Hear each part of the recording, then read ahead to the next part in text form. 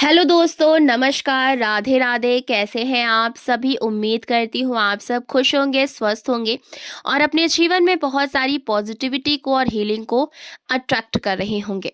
तो आज मैं फिर से आप सभी के लिए एक नई रीडिंग करने जा रही हूँ। आज की इस रीडिंग में हम देखने वाले हैं कि आपके ससुराल में आखिर क्या चल रहा है। क्या ऐसी बातें हैं जो आपके अगेंस्ट की जा रही हैं और वो बातें आपसे छुपाई जा रही हैं। एक बात का ध्यान रखिएगा कि ये जो रीडिंग हो रही है ये एक general, collective and timeless reading है। इसका मतलब ये है, आप इसे जब भी देखेंगे ये आपके साथ रेजोनेट ज़रूर करती है। जितना रेजोनेट हो उतना ही लीजिएगा, बाकी को दूसरों के लिए जाने दीजिएगा। आप इस रीडिंग को एक गाइडेंस के तौर पर भी देख सकते हैं। ओके, चलिए देख लेते हैं। एनर्जीज चेक करना शुरू कर देते हैं। सबसे पहले मैं आपको कार्ड्स बता देती हूँ, उसके बाद इंपॉर्टेंट नंबर्स देख लेंगे, उसके बाद हम एनर्जीज चेक करना शुरू कर देंगे।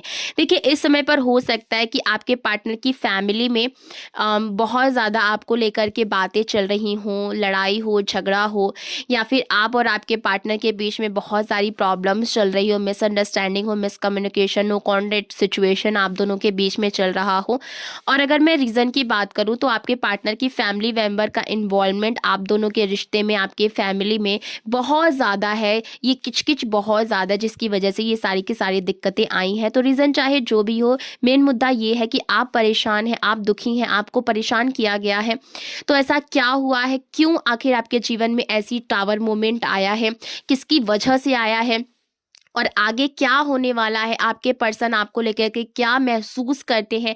उनके आगे के एक्शंस क्या होने वाले हैं? ये सारी चीज़ें आज की इस रीडिंग में हम देखने वाले हैं। तो रीडिंग बहुत ज़्यादा खास है और इम्पॉर्टेंट भी है आपके लिए। तो रीडिंग को पूरा देखिएगा, बीच में छोड़ करके बिल्कुल भी मत जाइएगा। ओके, कार्ड्स कुछ इस तरीके से आ रहे हैं। 3 of cups, 6 of wands, wheel of Fortune, the moon का कार्ड आया है। ओके, द चैरियट का कार्ड आया है, 10 of cups, king of pentacles. Okay, ये कार्ड से निकल करके आ रहे हैं। वीडियो पसंद आए तो वीडियो को लाइक कर दीजिएगा, चैनल को सब्सक्राइब करके बेल आइकन जरूर दबाइएगा, जिससे इसी तरह की वीडियो आपको सबसे पहले मिलती रहे। अगर मैं नंबर्स की बात करूं तो नंबर 1 की एनर्जी, नंबर 3 की एनर्जी, नंबर 7 की एनर्जी, नंबर 11 की एनर्जी, नंबर 9 की एनर्जी, ये इंपॉर्टेंट नंबर्स निकल करके आ रहे हैं। आप अपने और आपके पार्टनर के date of birth, month, time, year से मैच करके देख लीजिएगा। ओके, चलिए अब एनर्जीज चेक करना शुरू कर देते हैं। देखिए, यहाँ पर आपके ससुराल वालों की पहली बात तो ये मुझे दिख रही है कि इन लोगों को ऐसा लगता है ना कि आप अपना जो हक है, ठीक है। देखिए क्या हुआ है, सबसे पहले मैं आपको बता दूं कि इन लोगों को आपका खुशियां चाहिए, आपका आपका पैसा चाहिए, आपका धन चाहिए, आपका हक चाहिए, ठीक है। आपकी खुशियां इनको बर्दाश्त नहीं होती हैं और इसीलिए कहीं ना कहीं आपकी खुशियों को बर्बाद करने के लिए इन्होंने कई सारी साजिशें की हैं, जो कि कहीं ना कहीं आप जानते भी होंगे। क्योंकि कोई भी साजिश अगर घर में ही हो रही है तो ज्यादा दिनों तक छुप तो सकती नहीं है। तो इनको क्या ऐसा लगता है कि आप अपना जो हक है, पैसा है, प्रॉपर्टी है, जो भी चीजें हैं, या फिर कोई रिश्ता ही, यानी कि आपके पार्टनर से कोई भी रिश्ता जो कि आपका हक है, इस जगह से मांग सकते हैं, ठीक है। इनको ऐसा लगता है कि आप अपना हक मांग सकते हैं। पहली बात, आप अपना बच्चों का हक आप इससे, इस जगह से मांग सकते हैं। वही मैंने जैसे कि बोला, पैसा, प्रॉपर्टी।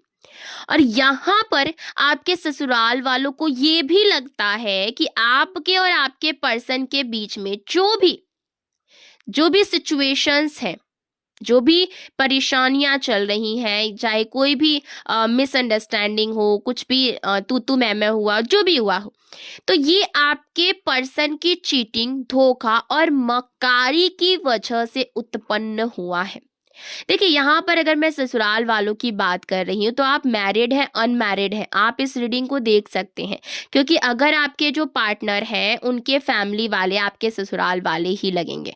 तो अगर जैसे कि मैंने यहाँ पर बच्चों की बात की, तो बच्चों की अगर मैं आपके जैसे कि आपके शादी नहीं हुई है अभी, तो आने वाले समय में जब भी आपकी शादी होगी तो आपके बच्चे हो सकते हैं। ठीक है, तो आप उनका हक मांग सकते हैं या फिर आप ऐसे ही हक मांग सकते हैं। मतलब कुछ ना कुछ इनको इनसिक्योरिटी आपके साथ हमेशा बनी रह रही है।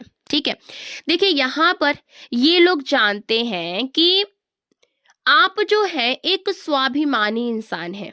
आप ना मतलब दूसरों का हक खाते नहीं हैं, लेकिन अपना हक छोड़ने वाले में से नहीं है। ठीक है, आपके अंदर बहुत सेल्फ रिस्पेक्ट है। आप एक सुलझे हुए इंसान हैं। आप इमोशनली रूप से बहुत स्ट्रांग है, एक एक ना परिपक्व इंसान है। लेकिन हालात ने आपको मजबूर कर बना दिया है। ठीक है, कुछ सिचुएशंस आपकी लाइफ में ऐसी आई हैं जिसने आपको मजबूर कर दिया है हर वो चीज करने के लिए जो शायद आप कभी नहीं करते। और वो मानते हैं कि आप जैसा इंसान ऐसे ही नहीं बदलता है। उसकी लाइफ में जरूर कुछ ऐसा बड़ा होता है, बड़ा कुछ ऐसे डायनामिक्स आते हैं जिसकी वजह से कोई इंसान बदल जाता है। ठीक है, आपने बहुत बड़ा कुछ ऐसा दर्द जो है वो जरूर से देखा है अपनी लाइफ में। ये चीजें कहीं ना कहीं उनको पता है और वो मानते भी हैं। देखिए, आपके ससुराल वालों को पता है कि आपका पार्टनर बहुत ही ज्यादा अनस्टेबल है। एक दिन यहाँ पर एक दिन वहां पर, मतलब इसका जो फिसलना है वो हमेशा जारी रहता है।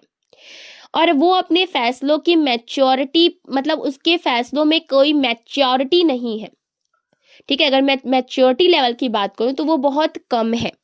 और वो महसूस करते हैं, उनको पता है कि आपके पार्टनर की वजह से ही आप अंदर से टूटे हैं एंड स्ट्रांग भी हुए कहीं ना कहीं।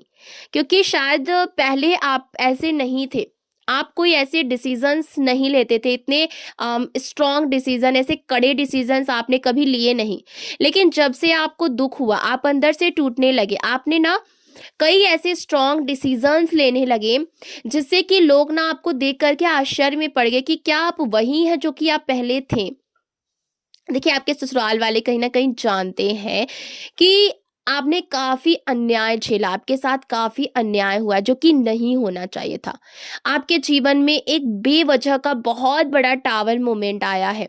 मतलब कि आया था, हो सकता कि पास्ट की ये चीजें हों या फिर चल रही हो, प्रेजेंट में भी हो सकता है।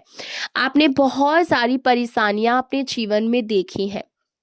आप अपनी लाइफ में, ठीक है, आप अब अपनी लाइफ को बैलेंस करने की कोशिश कर रहे हैं क्योंकि आप नहीं चाहते कि आपका फ्यूचर जो है वो इम्बैलेंस हो।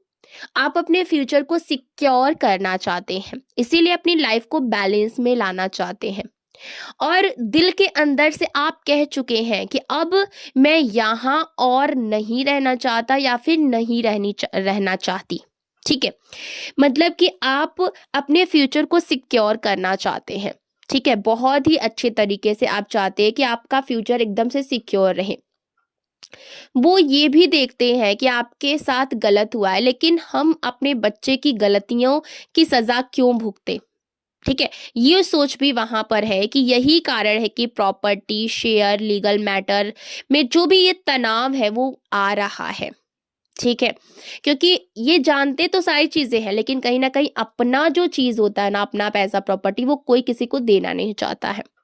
ठीक है, लेकिन दिल के अंदर वो क्या चाहते हैं, वो चाहते हैं कि आप दोनों फिर से ना एक हो जाए कहीं ना कहीं।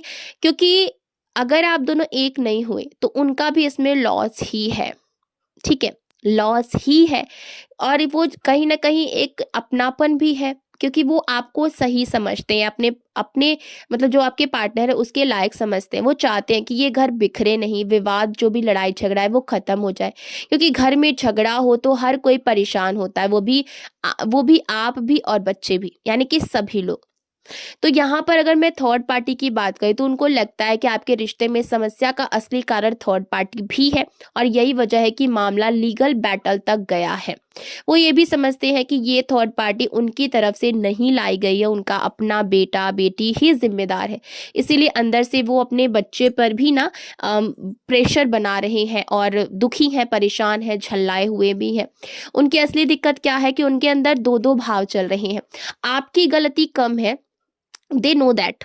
ठीक है? लेकिन वो डरते हैं कि कहीं अपनी मेहनत की कमाई का हिस्सा लीगल तौर पर आपको ना देना पड़े, जो कि जैसे कि मैंने आपको पहले भी बताया कि कोई अपना पैसा प्रॉपर्टी नहीं देना चाहता है किसी को।